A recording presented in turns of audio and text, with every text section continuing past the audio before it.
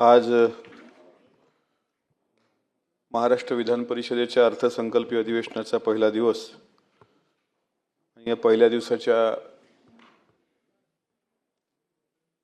कामकाजामध्ये शोक प्रस्ताव आहेत आणि त्या शोक प्रस्तावातलं पहिलं नाव म्हणजे तुमचं आमचं सर्वांचं राजकीय दैवत म्हणता येईल आदरणीय दादांचं येणं. मला असं वाटतं की माझ्यासारखा कमनशिबी आणि माझ्यासारखा दुर्दैवी दादांच्या नेतृत्वात काम करणारा एक कार्यकर्ता, ज्या कार्यकर्त्याला या पवित्र सभागृहाचं सदस्यत्व 13 मे 2020 ला आदरणीय अजितदादांच्या पुण्याईनं मिळालं. या सभागृहामध्ये मी मुख्यमंत्री देवेंद्रजींना पाहिलं, मुख्यमंत्री उद्धव ठाकरे साहेबांना पाहिलं, मुख्यमंत्री एकनाथराव शिंदे साहेबांना पाहिलं. आणि जेव्हा जेव्हा आषाढी एकादशीला किंवा पंढरपूरला कधी जाण्याचा योग आला तेव्हा पत्रकार बाहेर आल्यावर विचारत होते की तुम्ही पांडुरंगाला काय साकडं घातलं. आणि माझं ठरलेलं वाक्य होतं की एकदा तरी आषाढी एकादशीची महापूजा ही अजितदादांच्या हस्ते झाली पाहिजे. आणि त्यावर बरेच लोक हसायचे, कोणी काय म्हणायचं, पण एक गोष्ट मात्र निर्विवादपणे या निमित्तानं सिद्ध होते की महाराष्ट्राला एक धडाकेबाज नेतृत्वाला मुकावं लागलं. आणि एक लेख मी मध्यंतरी वाचला होता की महाराष्ट्राला न गवसलेला एक उत्कृष्ट मुख्यमंत्री किंवा न मिळालेला एक उत्कृष्ट मुख्यमंत्री, ही जी सल महाराष्ट्राच्या मनात आहे ती कायम राहील. आज मी शिंदे साहेबांचं भाषण अत्यंत मनापासून ऐकलं. अत्यंत भावनिक भाषण होतं. उद्धवजींचं भाषण असेल, दरेकर साहेबांचं भाषण असेल, बंटी पाटील साहेबांचं भाषण, सर्वांचं. आपण सर्व सभागृहातली सन्मान्य लोक ही खूप मोठी मोठी लोक आहात. अगदी या टोकावर बसलेल्या निलमताईंपासून अगदी सरनाईक साहेबांपर्यंत जे कोणी या सभागृहात बसलेले आहेत त्या तुमच्या तुलनेमध्ये मी फार सामान्य कार्यकर्ता आहे. माझे शेणाचे हात पेनाला लावणारा माणूस म्हणजे अजितदादा. आमच्या घरात कुठला राजकीय वारसा नव्हता. माझ्या वडिलांनी, माझ्या आजोबांनी, माझ्या खानदानात कोणी साधं ग्रामपंचायतचं सदस्यत्व पण काय असतं हे आम्हाला माहीत नव्हतं. 2019ला शारदा प्रांगणामध्ये बारामतीला छत्रपती संभाजी महाराजांच्या जयंतीच्या निमित्तानं एक व्याख्यानाचा योग आला. मला चांगलं आठवतं, रविवारचा दिवस होता आणि त्या दिवशी दादा उद्घाटन करून जाणार होते. आणि कार्यक्रमाचा विषय त्यांनी वाचला की विषय काय आणि वक्ता कोण. मला म्हणाले तुम्ही कुठं असता. मी म्हटलं अकोला जिल्ह्यामध्ये असतो. तुम्ही काय करता. म्हटलं महाराष्ट्रभर छत्रपती शिवाजी महाराजांचा, शाहू फुले, बाबासाहेब आंबेडकरांचा इतिहास मांडणारा मी एक वक्ता आहे आणि मराठा सेवा संघ आणि संभाजी ब्रिगेड सारख्याच संघटनेत काम करणारा एक कार्यकर्ता आहे असं ज्यावेळेस त्यांना मी सांगितलं. चळवळीबद्दल आता नितांत आदर असणाऱ्या दादांनी ते पत्रिका वाचली आणि म्हणाले तुमचा विषय आजचा व्याख्यानाचा. मी म्हटलं स्वराज्य रक्षक छत्रपती संभाजी महाराज. स्वराज्य रक्षक संभाजी महाराजांचा हा विषय म्हणून आमच्या पक्षात पण तुमच्याच नावाचे खासदार आहेत, डॉक्टर कोल्हे, अमोल कोल्हे, आणि ते पण छत्रपती संभाजी महाराजांचा इतिहास मांडतात. आणि तुमच्या नावाचं आणि संभाजी महाराजांचं काही सख्य आहे का असं मिश्किलपणे म्हणाले. आणि माझ्या भाषणाला सुरुवात होण्यापूर्वी मी विनंती केली होती आयोजकांना की दादांनी कार्यक्रमाचं उद्घाटन करून निघून जावं पुढं. पण दादांना कोणीतरी सांगितलं आयोजकांपैकी की दादा भाषण संभाजी महाराजांचं चरित्र या वक्त्याच्या तोंडून ऐका, हा जरा वेगळ्या पद्धतीनं मांडतो. आणि दादांनी गाडी टर्न केली आणि श्रोत्यांमध्ये जाऊन बसले आणि 2 तास 15 मिनटं दादांनी ते पूर्ण भाषण ऐकलं. आणि भाषणानंतर ऐकल्यानंतर 3 महिन्यानंतर मला दौंड शुगर कारखान्यावरून त्यांचे स्वीय सहाय्यक अनिल ढिकले यांचा फोन आला. माझ्याकडे नंबर पण नव्हता. मी बीड जिल्ह्यामध्ये शिवजयंतीच्या व्याख्यानाला होतो. त्यावेळेस दादांनी म्हटलं मी 3 महिन्यापूर्वी तुमचं बारामतीला व्याख्यान ऐकलं. संभाजी महाराजांवर खूप चांगलं बोललात तुम्ही. तुम्हाला कधी मुंबईला येता आलं तर या आणि मला पक्ष कार्यालयात भेटा. त्यावेळेस पक्ष कार्यालय बलाट पेअरला होतं, पण त्या दिवशी ते बंद होतं. आणि मग बिफोर बंगला होता विरोधी पक्षनेते धनंजय मुंडे साहेबांचा, आणि तिथे मला भेटीचा वेळ ढिकले साहेबांनी दिला. आणि त्यानंतर त्यांनी मला विचारलं की तुम्ही काम करणार का. मी म्हटलं हो, आमच्या पक्षात येणार का. दादा माझा काही राजकारणाशी संबंध नाही, पण तुम्हाला पाहायला भेटलं हेच माझं सौभाग्य समजतो.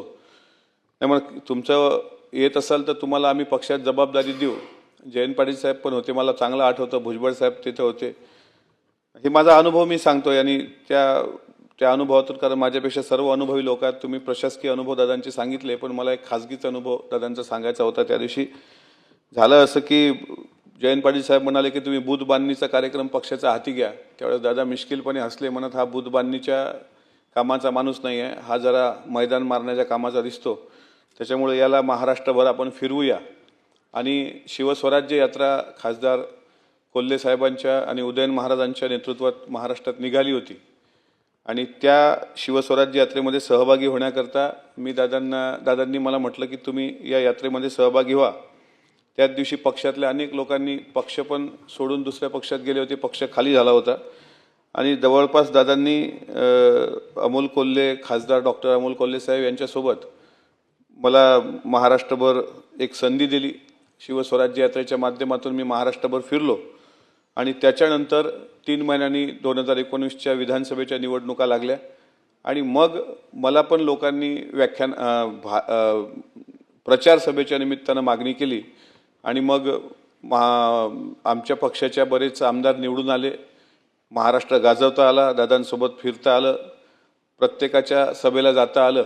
आणि 68 सभा, जीवनात कधी एसटी प्रवास न करणारा, म्हणजे फार कमी करणारा मी व्यक्ती, 68 सभा 2019ला मला मिळाल्या विधानसभेच्या. त्यावेळेस दादांनी पक्षाचा प्रचार करायला मला पहिल्यांदा हेलिकॉप्टरची व्यवस्था करून दिली. आणि हेलिकॉप्टरमध्ये मी आणि जयंत पाटील साहेब यांनी पूर्ण महाराष्ट्र पिंजून काढला. तो माझ्या जीवनाचा पहिला हेलिकॉप्टर प्रवास होता. पराभवानंतर एक रमेश थोरात, दौंडचे विधानसभेचे सन्माननीय माजी सदस्य, त्यांचा 650 मतांनी पराभव झाला होता. आणि कार्यकर्त्यांनी एक पराभवाचा मेळावा घेतल्यानंतर दादांनी म्हटलं की एखादी सभा जर धनंजय मुंडे साहेबांची किंवा दादांची किंवा कोल्हे साहेबांची झाली असती तर ते 700 मताचा फरक निघाला असता. तर कार्यकर्त्यांनी म्हटलं जाऊ द्या, आता विधानसभा गेली तर जाऊ द्या, पण त्यांना विधान परिषदेवर संधी द्या. तेव्हा दादा चिडले आणि दादांच्या तोंडून आपसूक निघालं की काय, आता तुम्हाला विधानसभेत संधी देतो, त्यात तुम्हाला निवडून येता येत नाही, आता विधान परिषद पण मागता. आता नाही, त्या पोरगं लय फिरलंय जरा पक्षासाठी, त्यानं जीवाचं रान केलंय, मी करन तर आमदार त्यालाच करन. आणि ती टीव्हीवर बातमी आली. त्यावेळेस मी अमरावती जिल्ह्यामध्ये एका कार्यक्रमामध्ये होतो आणि मला वाटलं टीव्हीवर अशी बातमी जरी आली तरी हे किती म्हणजे सुखद धक्का आहे हा, की आपल्याला म्हणजे एक सर्वसामान्य कुटुंबातला माणूस, मी आज प्रामाणिकपणे या सभागृहात सांगतो की माझ्या वडिलांनी दुसऱ्यांच्याकडे फक्त सालगडी म्हणून काम केलंय 20 वर्ष. त्यांच्याकडे शेण काढणं, गाई धुवणं आणि बैल चारणं, पुरण आणणं शेतामधलं, अशा कुटासा या छोट्याशा गावात, खारपान पट्ट्यातलं गाव, जिथं आता कपाशी व्यतिरिक्त दुसरं कुठलंच पीक घेता येत नाही, शापित असलेला विदर्भ जो शेतकरी आत्महत्येचा भाग आपण म्हणतो, त्या भागातून एका सामान्य कुटुंबातल्या व्यक्तीचं नाव, अजितदादांचं वाक्य होतं, त्या टीव्हीवर सुरू होतं की आमदार करणार तर मिटकरीलाच करणार. आणि कोरोना लागला होता आणि कोरोनाच्या काळात मला 9 मेला फोन आला दादांचा. रामायण टीव्हीवर सुरू असताना मी बाहेर फिरलो आणि म्हणाले तुझे काही पुस्तकं प्रकाशित आहेत काय? मी म्हटलं नाही दादा. तर म्हणाले काय तुला भाषणं जी केली त्याचं काही ऑडिट आहे का? म्हटलं काहीच नाही. तर त्यांनी फोन ठेवून दिला. नंतर मला 2 महिन्यानं कळलं होतं की राज्यपाल कोट्यामध्ये याचे निकष लागतात आणि ते निकष आपल्याकडं नाही आहेत. म्हणून दादांनी विधानसभा सदस्यातून विधान परिषदेवर आणण्याकरता एकटे दादा, म्हणजे पूर्ण पक्षाच्याही लोकांचा विरोध असताना, मी अगदी जबाबदारीने सांगतो, सतीश चव्हाण साहेब तुम्ही याचे साक्षीदार आहात. आणि त्यावेळेस 2 नावं फायनल झाली होती. एक शशिकांत शिंदे साहेब आणि 115 लोकांमधून शॉर्टलिस्ट काढून दुसरा अमोल मिटकरी, जो या महाराष्ट्र विधान परिषदेच्या पवित्र सभागृहाचा सदस्यत्व ज्या दिवशी उद्धव साहेबांनी शपथ घेतली, ज्या दिवशी नीलमताईंनी शपथ घेतली, राजेश राठोड साहेब होते, आम्ही सगळे 9 लोक. आणि त्या दिवशी दादांच्या आशीर्वादानं मी या परिषदेवर आलो. 2 वर्ष मला कामकाज कळत नव्हतं, कशा पद्धतीनं सभागृहाची आयुध मांडायची कळत नव्हतं. रामराजे साहेब त्यावेळेस सभापती होते, त्यांना पण भेट होतो. नीलमताई उपसभापती होत्या, त्यांचं खूप मार्गदर्शन असायचं. आणि कोरोनाच्या काळात मंत्रालयात गेल्यानंतर पहिल्यांदा मी एका बदलीचं पत्र दादांकडे घेऊन गेलो. म्हटलं एक बदली आहे DYSPची. दादांनी ते पत्र वाचलं आणि दादा त्यांच्या कडक भाषेमध्ये म्हणले तुला बदल्या घेऊन आणण्याकरता काही आमदार केलेलं नाही. आमदार विधान परिषदेचा काय असतो तर जरा विधान परिषदेमध्ये बसा, पूर्ण वेळ तिथे हजर राहत चला. तिथे हजर राहताना महाराष्ट्राचा कानाकोपरा त्या ठिकाणी कळत असतो. चांगले चांगले संसदपटू त्या विधान परिषदेमध्ये आहेत आणि हे अशा बदल्याची कामं, मोठे मोठे रस्त्याची कामं हे विधानसभेच्या लोकांची असतात. हे विधान परिषदेच्या लोकांनी फारसं डोकं घालायचं नाही. आणि हे विद्वानांचं सभागृह आहे असं म्हणून पहिल्या दिवशी इतकं झापलं की त्याच्यानंतर मी परत बदलीचा कागद घेऊन दादाकडे काही गेलो नाही.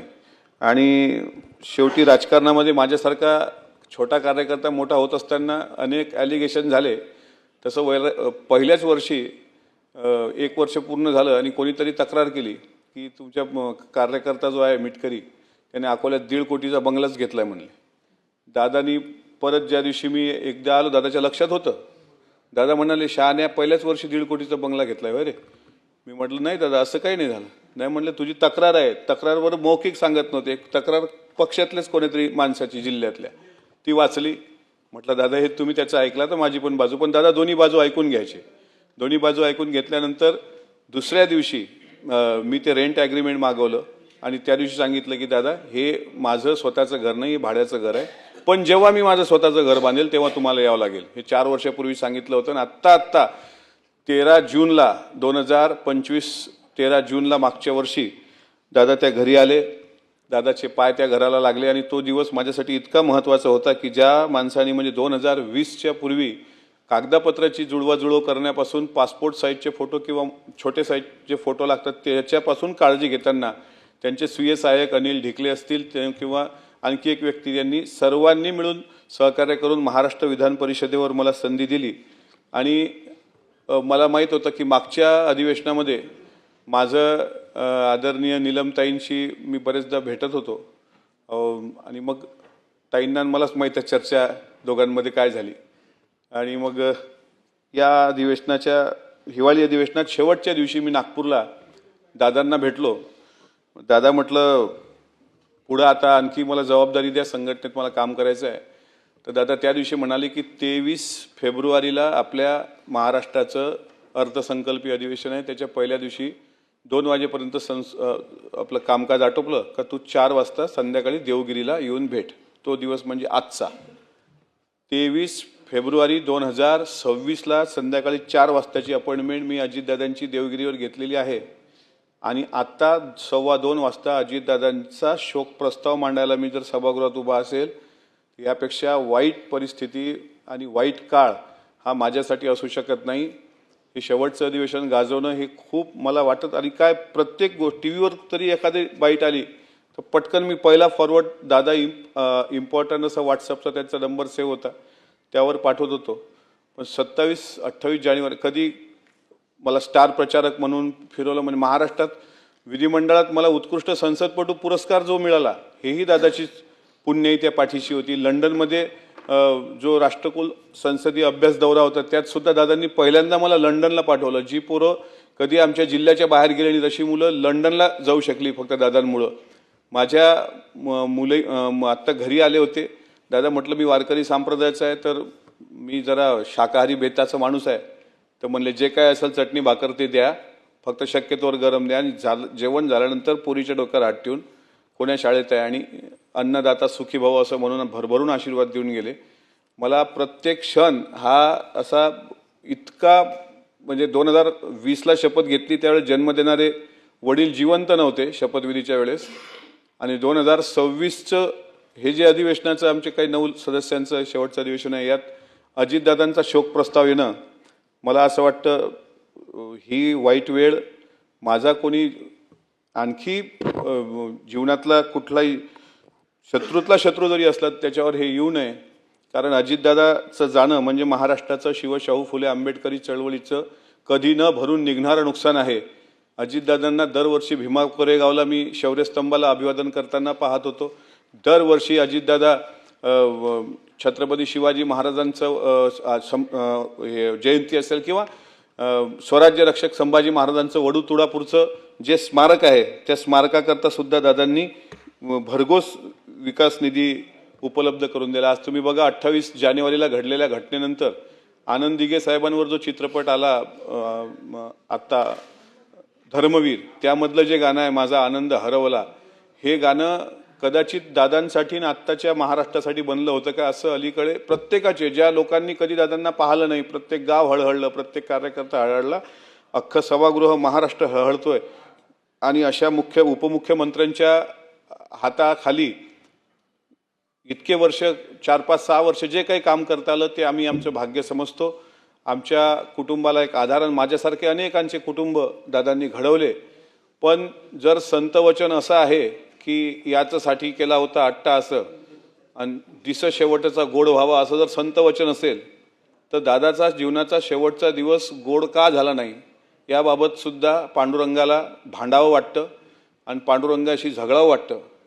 की 40शीतले तुकाराम महाराज अचानक जसे जातात, त्यानंतर तुकोबाचे लहान भाऊ कान्होबा हे सदुंबरेला जाऊन हातात दगड घेऊन त्याच विठ्ठलाशी, ज्या विठ्ठलाचं वर्णन करताना शिंक जांभुळी खोकला नितुका वेळ वाया गेला, म्हणजे शिंक आली, जांभुळी आली आणि खोकला आला असेल, इतक्याचदा विठ्ठलाचं नामस्मरण न करणाऱ्या तुकोबाला अचानक जर जावं लागलं तर तेच दगड हातात घेऊन त्यांचा भाऊ कान्होबा विठ्ठलाशी भांडण करताना म्हणतो, धिंद धिंद तुझ्या करीनं चिंधळ्या. हे गाथेतले अभंग आहेत की तुझ्या चिंधळ्या चिंधळ्या विठ्ठला मी करेल, कारण माझा भाऊ अचानक कुठं गेला. आज सगळ्यांचं भाषण ऐकताना मोठे दादा गेल्याचा सुद्धा शिंदेसाहेबांनी त्यांच्या भाषणामध्ये सांगितलं. माझी आपल्या सभागृहाच्या माध्यमातून सर्वांना विनंती आहे, इथं सर्व मंत्रिमंडळ बसलेलं आहे. महाजन साहेब, आपल्यावर सुद्धा दादांचं तितकं प्रेम होतं. आपण तुमच्या भाषणातही भाऊक झाला. जामनेरला मी ते भाषण ऐकलं. योगेश कदम साहेब तर स्वतः त्या दिवशी अंत्यविधीच्या पहिल्या दिवशी बारामतीला होते. सरनाईक साहेब, आपण सगळेजण मंत्रिमंडळातले सहकारी आहात, ज्येष्ठ आहात. आम्ही फार लहान माणसं आहोत. आमची कदाचित ती तुमची बरोबरी सर्वांची करण्याची तेवढी आमची कुवत नव्हती, आम्ही मानतही नाही. अनेक कमिट्यांवर दादांनी मला चेअरपर्सन म्हणून सदस्य म्हणून घेतलं.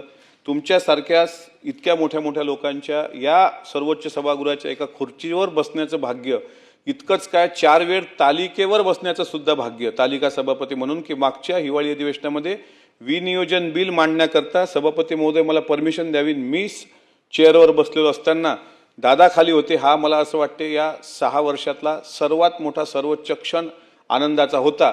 आणि याच कारकिर्दीमध्ये अशा पद्धतीचा प्रस्ताव येणं हा दुर्दैवी क्षण होता. म्हणून माझी सर्व मंत्रिमंडळांना विनंती आहे की महाराष्ट्राच्या मनात शंकेचं काहूर आहे. तुम्ही फक्त भावना समजून घ्या. आम्हाला याच्यात कुठलंही राजकारण करायचं नाही आहे. महाराष्ट्राच्या मनात शंकेचं काहूर आहे. दादाच्या मृत्यूची बाबतीत ज्या काही महाराष्ट्राच्या मनात शंका कुशंका आहेत, हे सत्य काय हे एकदा महाराष्ट्राच्या समोर आणण्याकरता आपण स्वतः गृहराज्यमंत्री आहात, सरनाईक साहेब आपण मंत्री आहात, प्रवीण दादा, आपल्याला हे भावना आमची माहीत आहे की ठीक आहे, आम्ही भावूक असू, आम्ही वेडे असू, आम्हाला वेड लागलं असेल, आम्ही पागल आहोत असं समजा. पण एकदा ब्लॅक बॉक्सचा डेटा हा विषय नंतर बाजूला ठेवूया. साहिल मदन आणि यश नावाचे 2 पायलट कुठं ट्रॅफिकमध्ये अडले तेवढं तर फुटेज द्या. ते कुठं आहेत आता ते तर सांगा. तो सुमित कपूर कुठं गायब झाला ते तर सांगा. हे महाराष्ट्राला कळलं पाहिजे कुठं आहे. इतका मोठा नेता अचानक जात असेल आणि हे महाराष्ट्राच्या समोर येत नसेल तर याच्या मला असं वाटते ही फार, आता श्रद्धांजली आपण वाहतोय त्यांना, भावपूर्ण आदरांजली, हे शब्दही आपल्याला वाहत असतानाही आपल्या डोळ्यात अश्रू आहेत, हे दाटून येतात आपल्याला. ते उद्धवजी भाऊक होताना मी आज पाहिले की जड अंतःकरणानं त्यांनी श्रद्धांजली हा शब्द वापरला. पण आमचं म्हणणं असं आहे की एकीकडे आदरांजली देत असताना सुद्धा दुसरीकडे महाराष्ट्राच्या जनतेसमोर निदान दादा किती वाजता घरून निघाले, त्यांच्यासोबत OSD, PA, PS हे नेहमी असायचे. सगळे हे प्रवास करणारी लोक होत. आम्ही त्यांच्यासोबत, मी स्वतः 9 ते 10 प्रवास दादांसोबत केले. त्यांच्या कुठंच काही हे दिसत नाही. अच्छा, इतका मोठा नेता अचानक आपल्या महाराष्ट्राच्या पटलावरून दूर जातो, हे मला असं वाटते फार मनाला वेदनादायी आहे. त्यांच्या अशा अपघात, त्यांच्या विमानाच्या अपघातानंतर महाराष्ट्रावर कोसळलेल्या संकटाला धीरोदत्तपणे त्यांच्या सुविद्य पत्नी आदरणीय सुनेत्रा वहिनी, ज्या महाराष्ट्र राज्याच्या पहिल्या महिला उपमुख्यमंत्री ठरल्यात, त्यांनी शपथविधी घेतल्यानंतर सुद्धा अनेक पेपरच्या रकान्यांनी आपल्या बुद्धीचे दिवाळे काढले. आणि जे नामवंत लेखक आहेत त्यांनी पण, निलमते तुम्ही पेपर वाचले असतील कशा पद्धतीने त्यावर टीका टिप्पण्या केल्या. पुण्यश्लोक अहिल्यामाई होळकरांच्या महाराष्ट्रात, जिजाऊंच्या महाराष्ट्रामध्ये, पुरोगामी महाराष्ट्रामध्ये जर एखाद्या महिलेनी छातीवर दगड ठेवून आणि सगळं दुःख पचवून जर हा निर्णय राज्याच्या हिताच्या दृष्टीने घेतला असेल तर त्या माऊलीला समर्थन करण्याऐवजी जर आपण त्यांचा विरोध करत असू तर मला असं वाटते तुम्हाला अहिल्यामाई होळकरांचा आणि तुम्हाला छत्रपती शिवरायांच्या आई जिजाऊ साहेबांचा वारसा समजला नसावा. म्हणून अशाही प्रवृत्तीच्या विरुद्ध जाऊन स्वतः सुनेत्रा वहिनींनी आज खंबीरपणे या सरकारमध्ये उपमुख्यमंत्री म्हणून जी काही जबाबदारी पेललेली आहे ती लिहिली आहे त्या पेलतीलच. त्यांच्या परिवारावर हे संकट कोसळलेलं नाही, नुसतं जय पवार असतील किंवा पारदादा असतील यांच्यावरच कोसळलेलं नाही, अख्ख्या पवार परिवारावरच कोसळलेलं नाही, तर महाराष्ट्राच्या प्रत्येक मराठी माणसावर आणि महाराष्ट्राच्या प्रत्येक घरावर हे संकट कोसळलेलं आहे. अजूनही महाराष्ट्र दुःखातून सावरलेलं नाही. पण एक मात्र नक्की सांगतो, ज्या अमोल मिटकरीच्या घरात मागच्या 100 पिढ्यात कोणी ग्रामपंचायतला सदस्य नव्हता, त्याला महाराष्ट्र विधान परिषदेमध्ये या लाल खुर्चीवर बनवण्याचं, हा बॅच लाल रंगाचा देण्याचं एक धडाकेबाज काम आणि ते किमया हे फक्त आणि फक्त अजितदादांमुळे होती. आणि रेणू या थोकडा तर पुढचा थोडासा शब्द सुधारतो, दादा आकाश आहे एवढा. म्हणजे जे तुकाराम महाराज आकाश आहे एवढे, म्हणजे मनासारखा राजा आणि राजासारखं मन जसं म्हणतात तसं मनासारखा दादा आणि दादासारखं मन. आज त्यांचा शोक प्रस्तावावर बोलण्याचं दुर्भाग्य माझ्यावर ओढवलं आणि हे माझा कमनशिबीपणा आहे. मी माझ्या संवेदना त्यांच्या चरणी व्यक्त करून इथे माझ्या वाणीला विराम देत असताना इतर जे आज शोक प्रस्ताव आलेत, स्वरूपसिंग नाईक, अशोक मोडकसाहेब, गंगाधर पटणे, श्रीमती नीला देसाई यांच्यासुद्धा दुःखद निद्राबद्दल मी खेद व्यक्त करतो आणि शोक व्यक्त करतो आणि माझ्या वाणीला थांबवतो. समाजकारण, प्रशासन आणि राजकारणातल्या अचूक विश्लेषणासाठी बखर लाईव्हच्या सोशल मीडिया प्लॅटफॉर्म्सना लाईक, फॉलो आणि सबस्क्राईब करा.